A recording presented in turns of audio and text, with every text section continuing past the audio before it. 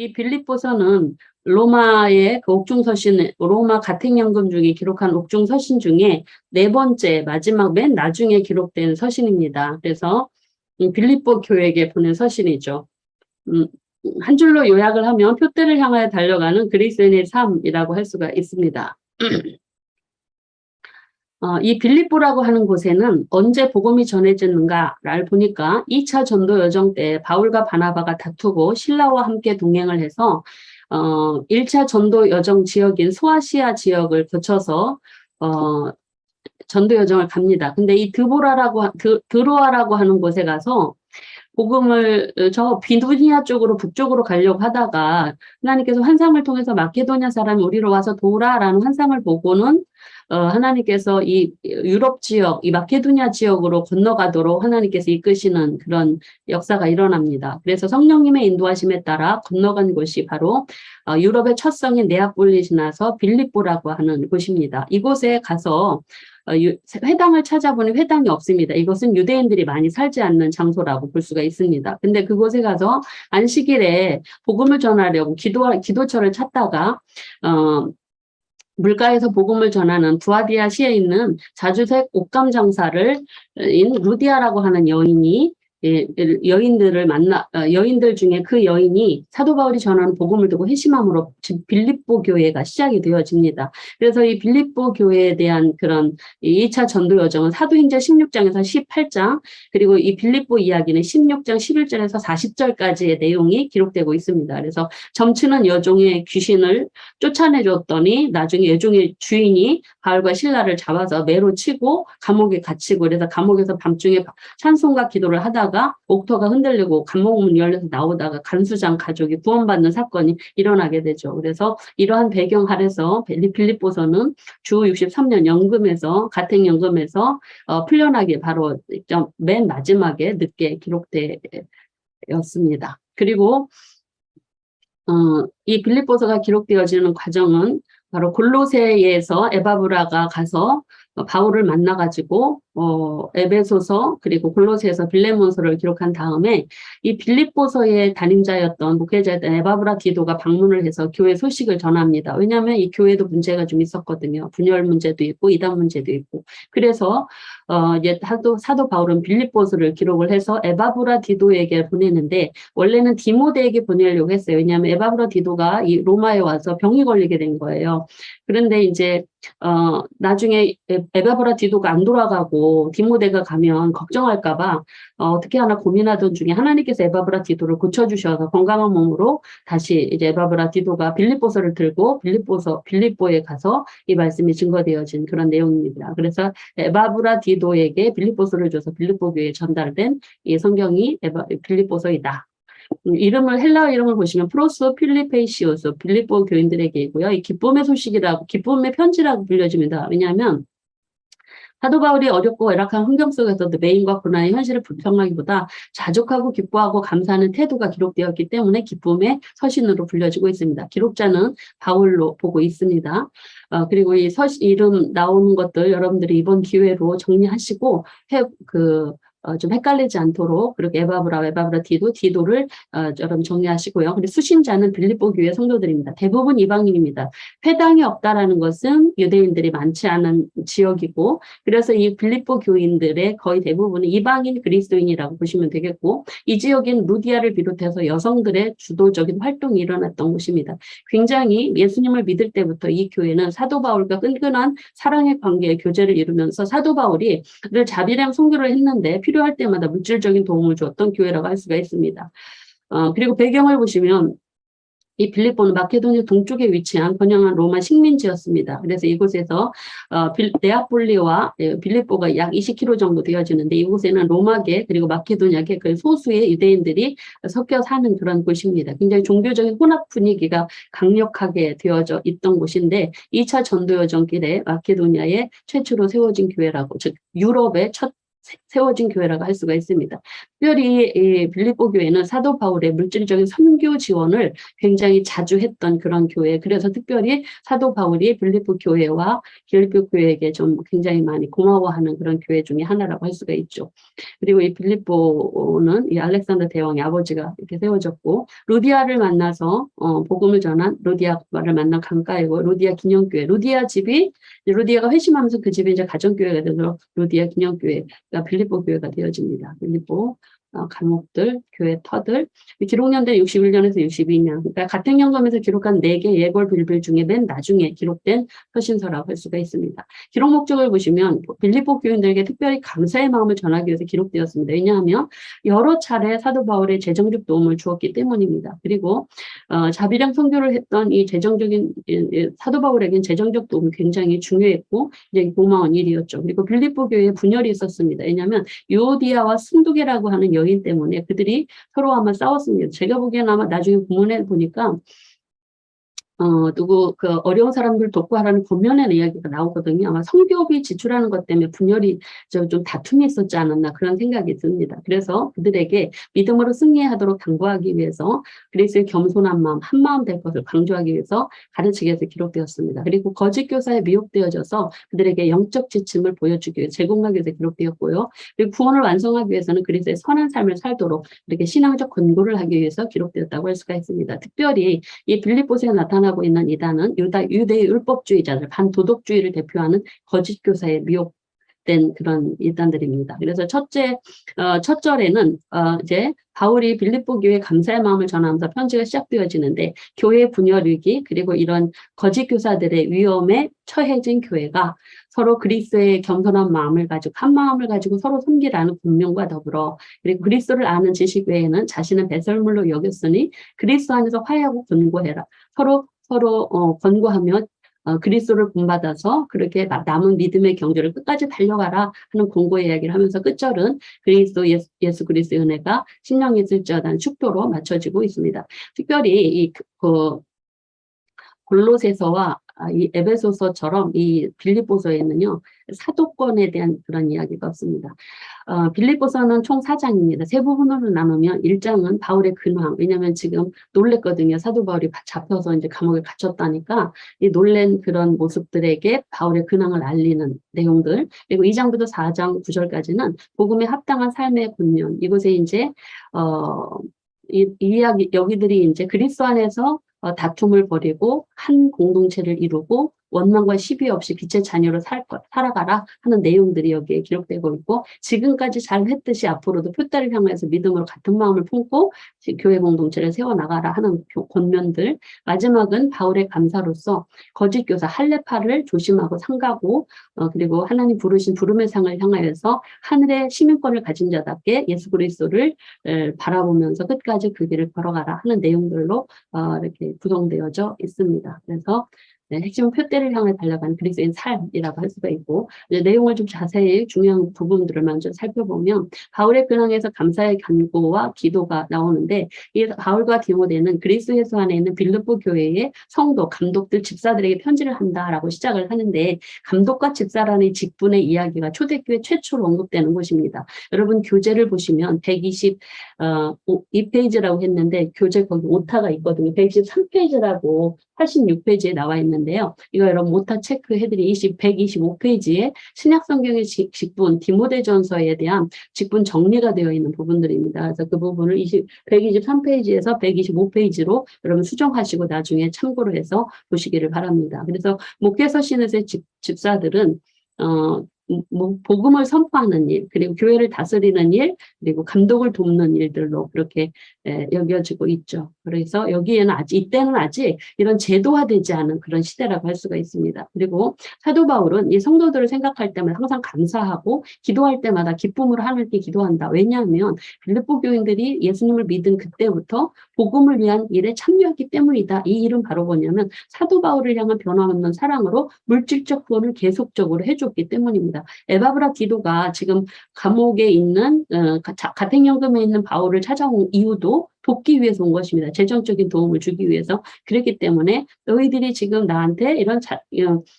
도움을 주는 것은 바로 복음을 위한 일이다. 복음을 참여하는 일이다라고 하면서 감사하는 내용들. 그리고 이것은 그리고 사도 바울은 빌립보 교회들에게 진심으로 고마운 마음을 전하면서 너희들이 나와 함께 은혜에 참여하는 자가 되었다라고 하면서 이야기합니다. 그러니까 사도 바울의 든든한 동역자죠. 빌립보 교회는 그렇게 보고 있습니다. 그러면서 그들을 향한 사랑의 마음을 예수 그리스도의 사랑으로 표현하는 그리스도의 심장으로 너희 무리를 내가 사랑하고 있다. 그러면서 고백을 하는 내용들 그리고 강구해 하는 내용들은 기도 내용입니다. 그래서 특별히 5차 전도여정 개인에게 보내는 이 기도 이 에베소서나 골로새서 그리고 또한 이 빌립보서에도 기도하는 기도 제목들이 나오는데 여기에 보면 너희 사랑과 지식과 총명으로 풍성하게 하고 선한 것을 분별하고 그리고 진실하고 허물 없이 주님의 재림까지 의의 열매를 가득하게 해서 하나님께 찬송이 되기를 원한다라는 내용들입니다.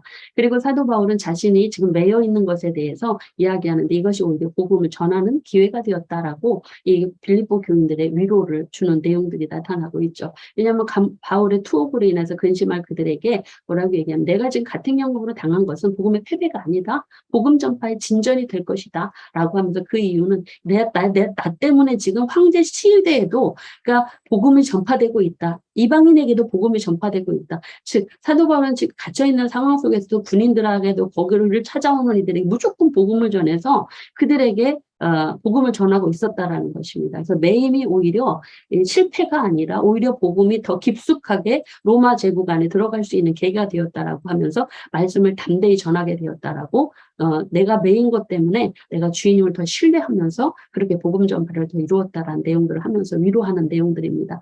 그리고 어떤 사람들은 복음 전파를 하는데 사도 바울을 보면서 경쟁심으로 하는 사람들이 있다라는 거예요. 개인의 이익이나 또는 자신의 명성을 위해서. 근데 사도 바울이 뭐라고 그러냐면 나는 무슨 강도로 예수 그리스도의 구원의 복음이 전파돼 상관없다. 그냥 예수님이 전하기만 된다. 그리스도만 전하면 나는 그것으로 기뻐하다. 온전히 복음의 매인자의 그런 고백이죠. 그러면서 자신이 지금 같이 몸이 되었지만 나는 조금도 부끄러워하지 않는다라는 그런 이야기들을 여기서 하고 있습니다.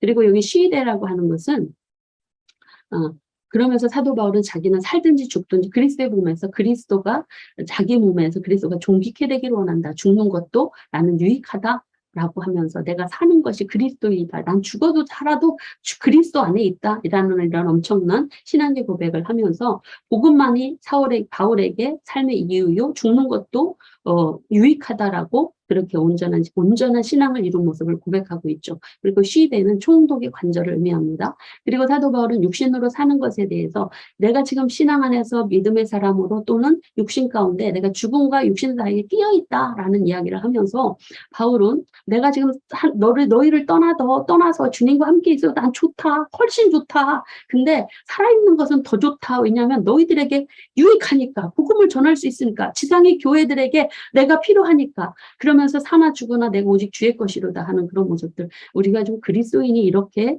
존재감 있는 삶을 살아가는 것이 복음 안에서만이 가능한 것임을 이 사도 바울을 통해서 보여주고 있습니다.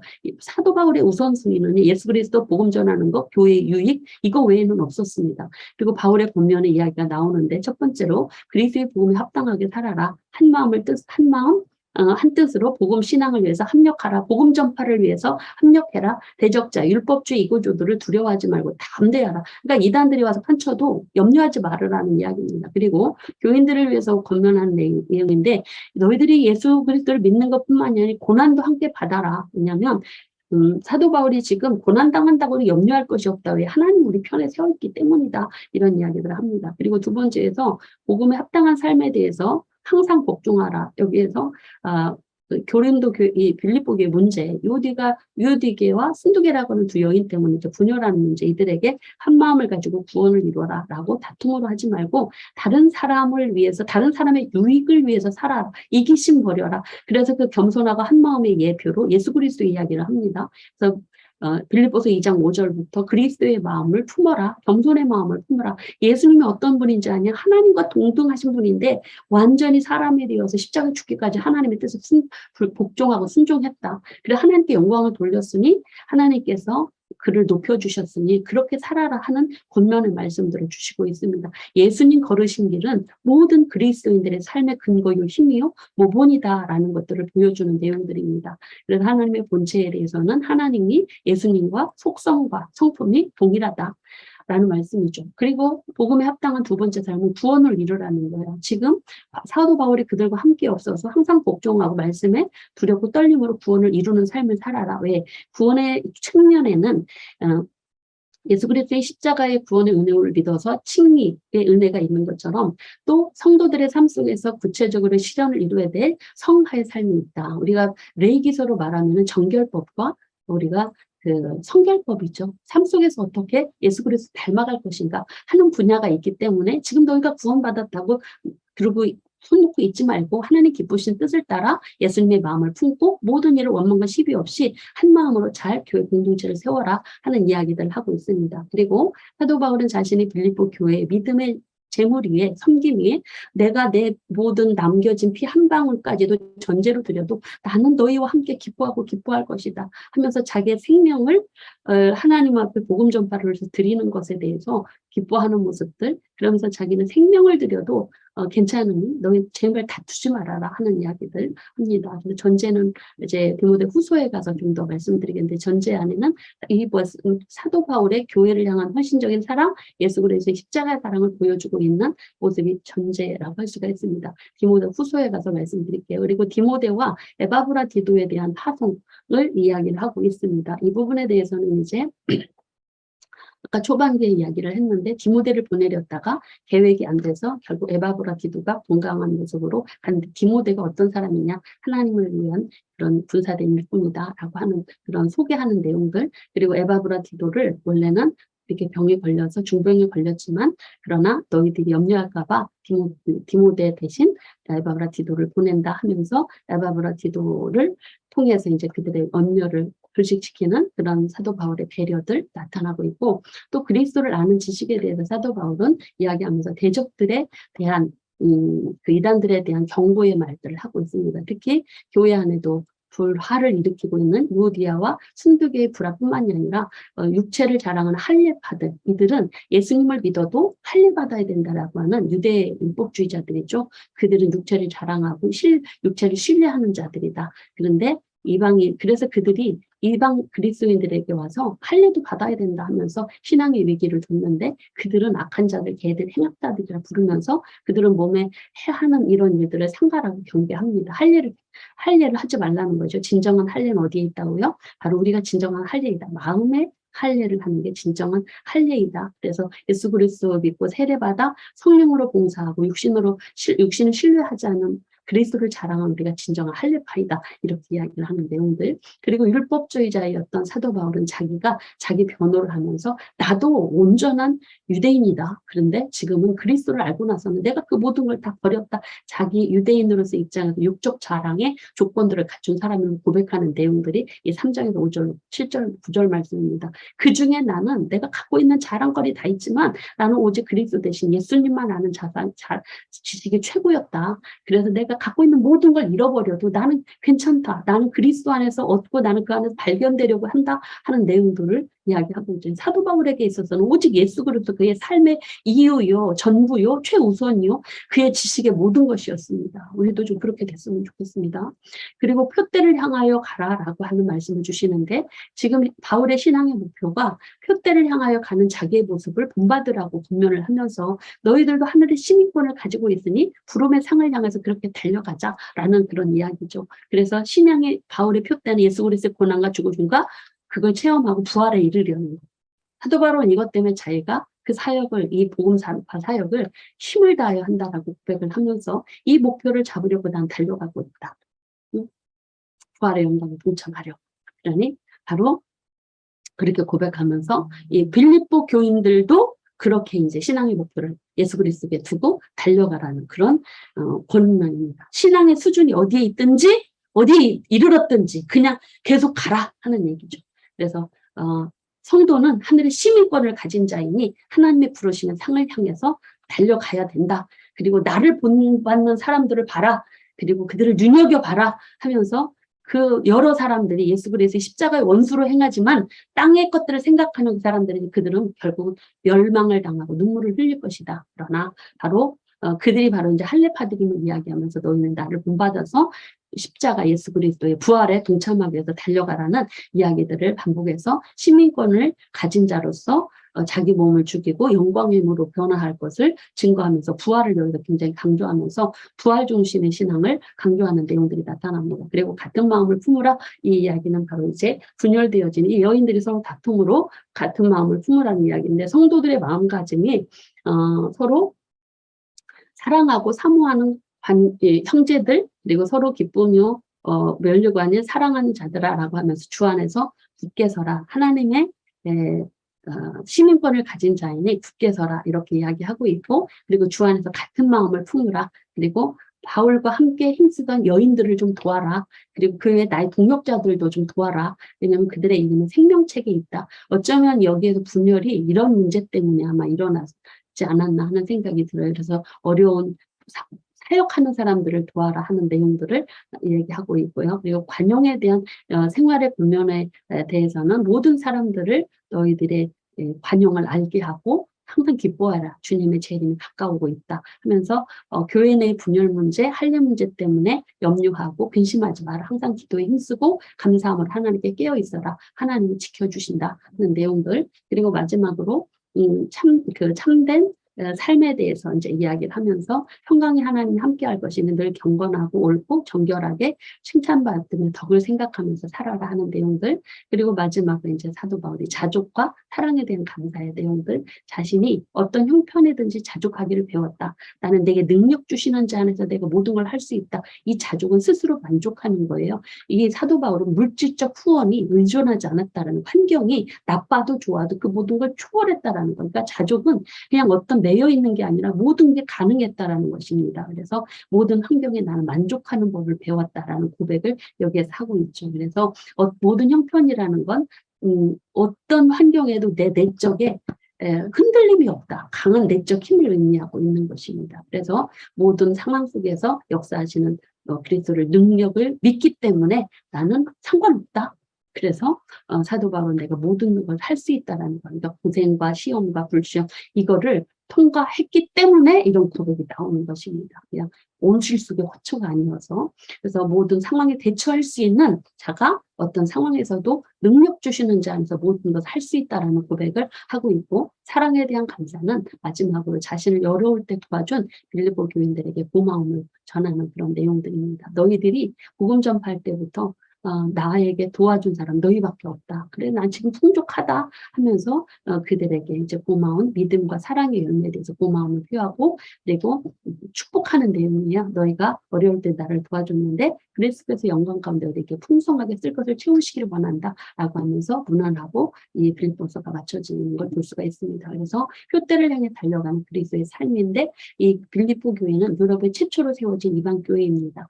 그래서 이 빌립보 교회와 사도 바울은 관계가 굉장히 끈끈한 관계였는데, 그래서 사랑하는 형제 이런 호칭들을 하면서 서로 교회 안에서 분열하지 말고 서로 차별 없이 예수 그리스도를 모시고 한 마음을 품고 표들을 향해서 달려가라. 모든 어려운 문제 때문에 두려워하지 말고 기도로 깨어있고 항상 겸손과 순종의 삶을 살아라. 고난도 초월하시는 주님께서 지키시고 함께 하시니 그 길을 걸어가라 하는 권면의 내용들이 바로 빌립보서입니다. 그래서 핵심이 표대를 향해 달려가는 그리스도의 삶입니다.